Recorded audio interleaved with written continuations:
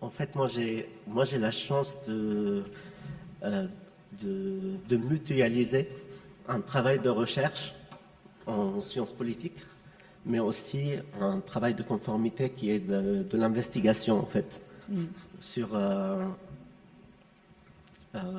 sur des hommes. C'est ce qu'on appelle la conformité, qui est un peu à la mode, parce qu'on parle de lutte contre la corruption. On est en plein dedans au niveau du Liban. Mais avant de vous dire mon avis en fait sur la question, je veux revenir en fait sur le titre de la table ronde, qui est faut-il revoir le système politico-confessionnel libanais? En fait, pour moi, la question ne se pose pas, parce qu'il faut il faut le changer en fait. On est arrivé à un blocage et et ma collègue, elle a parlé d'État failli, en fait. C'est une notion américaine des années 90 pour qualifier des États africains de rogue state. Et maintenant, on parle d'État failli d'un État qui avait des problèmes des pays en développement. Et maintenant, on se retrouve dans un pays qui a des problèmes des pays en sous-développement, en fait. Et j'ai été surpris récemment, lors de mes recherches, de retrouver la description d'État failli dans des documents français, en fait, qui sont pas sortis pour le public pour des raisons diplomatiques, mais quand même qui sont sortis dans une presse spécialisée, mais un peu close, en fait. Je ne sais pas, peut-être il y a certaines personnes ici qui connaissent la publication Intelligence Online. Et dans Intelligence Online, il y a eu des informations sur un appel d'offres qui a été gagné par un cabinet de conseil pour faire une veille sur le Liban et la Syrie, pour le compte du ministère des Armées et du ministère des Affaires étrangères, dans lequel l'appel d'offres, il décrivait le Liban comme un État failli, en fait. Certes, il n'y a aucun responsable français qui va dire clairement ça, mais dans les notes internes, des arcanes du pouvoir qui donnent leur avis sur le Liban, il est déjà considéré comme un État failli. C'est pour ça que je dis, en fait, la question ne se pose même plus s'il faut réformer, en fait, le système politique et confessionnel.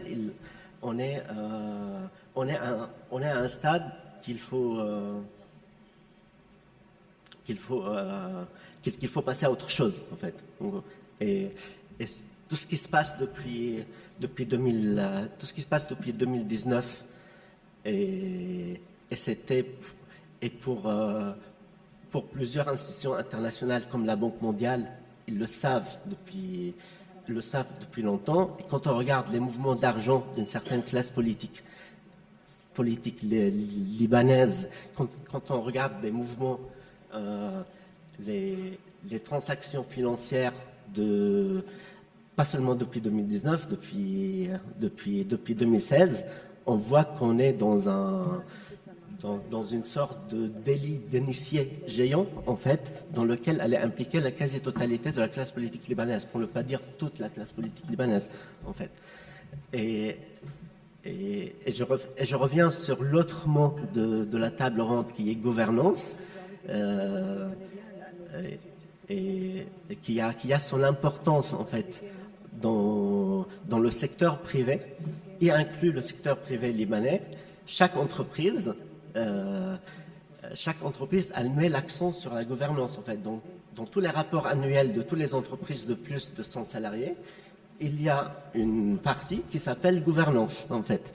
D'où l'importance de ce mot gouvernance. Et au niveau de l'État libanais, je ne crois pas qu'il y a vraiment de la gouvernance, en fait. L'État la deuxième république libanaise, elle s'est construite sur un accord syro-saoudien et qui a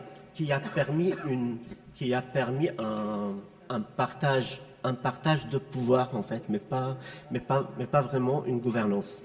Et cet accord syro-saoudien, il est terminé depuis 2005. On est en 2023.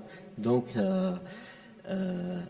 et cet accord syro-saoudien qui a commencé avec l'accord de Taïf, qui a signé le début de la Deuxième République, mais qui n'a jamais vraiment été appliqué,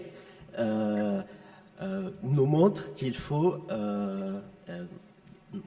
reformer en profondeur le système politico-confessionnel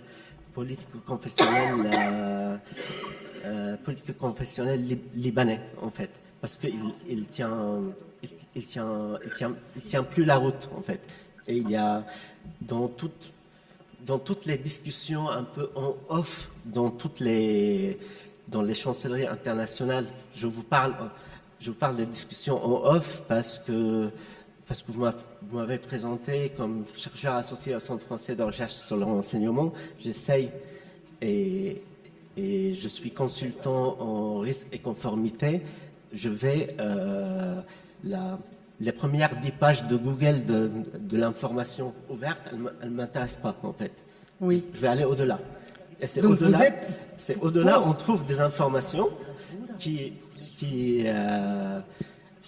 sont parfois en contradiction avec tout ce qu'on raconte avec tout ce